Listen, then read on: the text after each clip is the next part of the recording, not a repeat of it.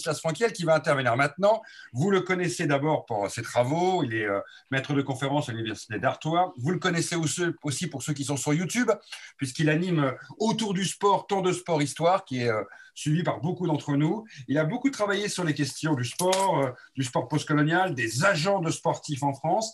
Et il a aussi travaillé sur le paralympique, notamment avec Être handicapé physique, devenir médaillé paralympique, une histoire des coureurs suisses en fauteuil roulant, et les kings de l'athlétisme handisport français, éléments pour une prosopographie d'une élite paralympique. On reconnaît la patte de ton professeur Nicolas Bancel sur ces titres fantastiques. En tout cas, je te laisse la parole pour une intervention parce que ça nous semblait essentiel de terminer cette deuxième session de la journée autour des Jeux paralympiques et leur intégration difficile et progressive à l'intérieur du mouvement olympique. À toi la parole, mon ami.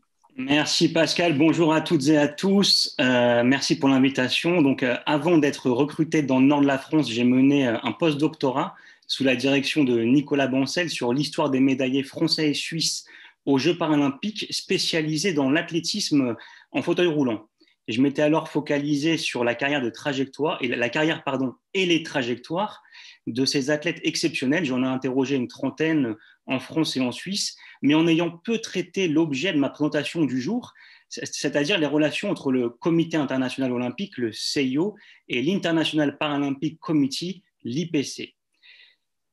Faute de sources, je vais donc m'appuyer sur les travaux d'experts français et étrangers pour tenter une synthèse. Anne Marcellini, Sylvain Ferret, Sébastien Ruffier, Gaël Villouing, Yann Butan, Gilbert Case, Otto Schenz, bien sûr, et Steve Bailey. Alors, un bref rappel historique s'impose. En 1948, à Stockmanville, en Grande-Bretagne, un neurochirurgien juif allemand, Sir Ludwig Guttmann, organise parallèlement aux Jeux Olympiques de Londres des compétitions sportives entre vétérans de l'aviation britannique paraplégiques en rééducation. D'autres groupes d'handicapés fondent par la suite leur propre organisation sportive internationale et mettent sur pied diverses compétitions. Il faut toutefois attendre 1960 pour que soient organisés à Rome les premiers véritables Jeux entre guillemets paralympiques et 1976 pour qu'une session hivernale de ces Jeux soit tenue en Suède. Vers l'International Paralympic Committee. Ces Jeux paralympiques prenant de l'importance, il est créé en 1982 un comité international de coordination des organisations mondiales de sport pour les handicapés, l'ICC, remplacé en 1989 par le Comité international paralympique, l'IPC, fondé à Düsseldorf en Allemagne. Organisation à but non lucratif, désormais installée à Bonn, le Comité international paralympique supervise l'organisation des compétitions internationales handisport notamment. Aujourd'hui, sous la présidence du Brésilien Andrew Parsons, l'IPC comprend plus de 182 comités paralympiques nationaux et regroupe 5 fédérations sportives internationales attachées au sport au fauteuil roulant, au sport pour déficients visuels, pour personnes handicapées, pour IMC, infirmes moteurs cérébraux et pour personnes handicapées mentales. L'IPC a fortement contribué à l'amélioration de l'image de l'handicapé et à son acceptation dans les sociétés civiles et sportives. En l'intégrant, le CIO renforce son image humaniste. Cette absorption est progressive et ne se manifeste réellement qu'à partir des années 80, il faut le noter, une décennie importante. Alors, le développement des Jeux paralympiques, les Jeux paralympiques sont devenus un des événements sportifs les plus importants du monde en termes de taille, d'importance, du nombre d'athlètes engagés, de complexité. Ils peuvent être largement comparés aux Jeux olympiques. Bien entendu, le mouvement paralympique n'a pas le même poids historique que son homologue olympique, mais il est caractérisé par un développement, je le répète, extrêmement rapide. Différents facteurs ont contribué au développement des Jeux paralympiques durant ces 10 dernières années, notamment, premièrement, le niveau de performance atteint par les athlètes handicapés, qui peut être désormais proche de celui des athlètes valides.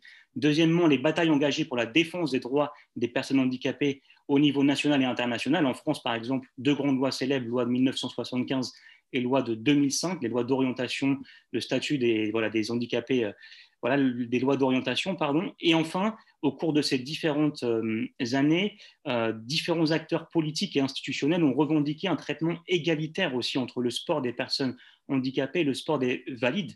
Et ce parallèle, on le voit bien, entre l'olympisme et le paralympisme qui se reflète donc dans l'étymologie des appellations. Le terme paralympique met en scène le préfixe para qui en grec signifie proche de l'ensemble. On voit un rapprochement concret entre 2 institutions sportives mondiales dans les années 80. Dans les années 80, les compétitions internationales s'inspirent de plus en plus du modèle olympique. Cette adhésion à un idéal sportif fondé sur des valeurs élitistes et dont l'audience internationale est désormais acquise traduit la volonté d'associer les compétitions sportives pratiquées par des personnes handicapées. C'est un symbole fort. Les rencontres initialement désignées comme Jeux internationaux de Stockmanville, puis Jeux olympiques pour handicapés physiques, doivent désormais toutefois changer de nom sous la pression du CIO. L'olympisme, c'est bien une marque, et c'est ce que je vais détailler dans un instant. La pression du CIO. En 1983, son président, Juan Antonio Samaranch, fait de l'interdiction de l'usage du terme olympique au sujet des Jeux pour sportifs handicapés une condition de rapprochement avec le mouvement olympique international.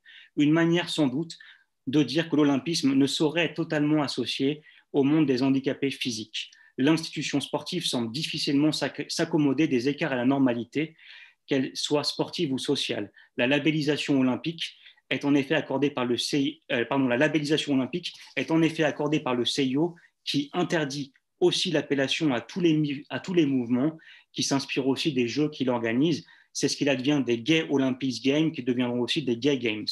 Face à l'interdiction d'utiliser l'adjectif olympique, la variété des termes utilisés par les acteurs du sport pour handicapés atteste des hésitations quant à l'autodésignation de leur mouvement. Ce n'est finalement qu'après les Jeux de Séoul en 88 qu'est consacré le terme paralympique. Le terme paralympique étant utilisé pour la première fois en 1984 à l'occasion des 7e World Wheelchair Games Paralympics avec l'accord du CIO. Des liens de plus en plus forts. Suivant la logique de ce rapprochement et de l'organisation égalitaire, on note des liens de plus en plus forts. En 84, par exemple, la course en fauteuil 1500 mètres devient une épreuve de démonstration aux JO de Los Angeles jusqu'en 2000. Course dominée globalement par les Français Moustapha Badid et Claudie Sora. Les Jeux des valides et des paralympiques se tiennent sur le même lieu depuis Séoul 88. Ensuite, le comité d'organisation des Jeux olympiques et des Jeux paralympiques d'Athènes en 2004 décide que les épreuves se dérouleraient dans les mêmes stades, que les athlètes seraient accueillis dans le même village olympique et que les mêmes équipes organiseraient les deux événements selon un même calendrier. Enfin, en 2008, les Jeux paralympiques de Pékin sont les premiers à avoir été gérés au quotidien par le même comité d'organisation que celui des JO. On note aussi aux Jeux olympiques de Sydney en 2000, Robert Stewart et Juan Antonio Samaranch, alors président de l'IPC et du CIO, signent un protocole d'accord général qui comprend la représentation de l'IPC à la commission du CIO ainsi qu'une aide financière pour le mouvement paralympique. Ça, c'est important. Cela a suivi environ 8 mois plus tard par la signature d'un accord de coopération beaucoup plus détaillé entre les deux organisations, daté du 19 juin 2001, qui prévoyait les avantages suivants pour l'IPC et les Jeux paralympiques. Premièrement, 7 années de financement complète pour la préparation des Jeux paralympiques. Deuxièmement, soutien total de la ville hôte et du comité d'organisation des Jeux olympiques pour l'organisation des Jeux paralympiques. Troisièmement, une garantie financière de viabilité pour les Jeux paralympiques. Quatrièmement, un soutien accru aux athlètes paralympiques et aux athlètes et aux officiels d'équipe grâce à des subventions de voyage, à l'élimination de frais d'inscription et à la fourniture gratuite d'hébergement et de transport terrestre. Et enfin, le soutien à l'administration de l'IPC. Le 25 août 2003, les nouveaux présidents des deux organisations, Dr Jacques Rogge pour le CIO et Sir Philippe Craven pour l'IPC, ont signé un avenant à l'accord de 2001 qui a transféré les responsabilités de diffusion et de marketing sur les Jeux paralympiques 2008, 2010 et 2012 au comité d'organisation hôte. En échange, le comité organisateur devait verser à l'IPC 9 millions de dollars américains pour les Jeux de 2008 et 14 millions de dollars américains pour les Jeux de 2012. Alors, on voit bien un échange de bons procédés. Cette volonté de mettre en place un traitement égalitaire entre les Jeux paralympiques et les Jeux olympiques est largement retransmise par les médias qui vantent avec emphase l'utilisation des mêmes stades, du même comité d'organisation, etc. Cependant, ils n'ont pas suivi la même logique de ce rapprochement, ce qui renvoie à une forme de discrimination médiatique. En conclusion, on note un très fort volontarisme de la part de Ludwig Guttmann pour faire reconnaître le mouvement paralympique par le CIO tout en conservant son autonomie. On voit les liens puissants économiques et structurels entre l'IPC et le CIO, un mouvement qui est maintenant traversé par de nombreux débats, l'entraînement, la médiatisation, la classification, la concurrence internationale, le dopage, le spectacle sportif et bien sûr la technologisation de la performance. Enfin, pour finir, Pascal, cette dynamique de sportivisation Cet alignement sur l'idéal olympique implique de nouvelles valeurs et un questionnement autour de la pluralité culturelle des Jeux paralympiques, comme de la Fédération française handisport. Faut-il ignorer les lourds, les athlètes les plus lourdement handicapés pour valoriser la performance et le spectacle sportif? À qui s'adresse désormais le mouvement paralympique? Le modèle paralympique ne semble plus faire recette auprès de certains athlètes.